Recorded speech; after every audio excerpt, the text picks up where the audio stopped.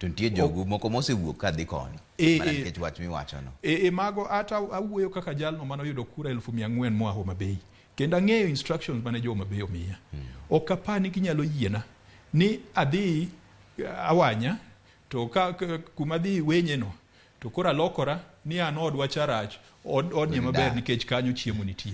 Ka adhi awanya tadhi awanya tang'eyo ni odwa tema doke.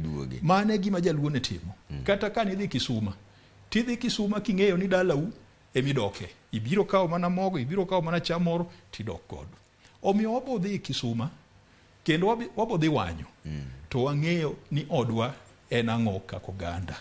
Ok wabiringo odwa no. An anyalo bedo senator manie opposition. To jo Homa Bay kik kawgi mabolgi e okapu moro ni gin jo opposition. Makoro ok nyal yudo services.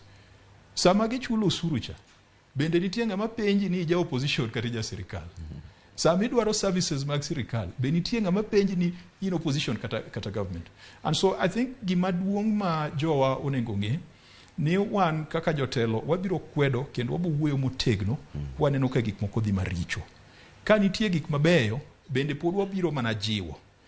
Kopo ni nitie gimoro mani kocha minyalo sum. Kopo ni nitie gimoro kocha mwanyalo wanyo, wanawanyo kendo wanasum, lakini wang'eyo ni nyaka waduoge odwa. Nitie joma penjo ni sani koro ero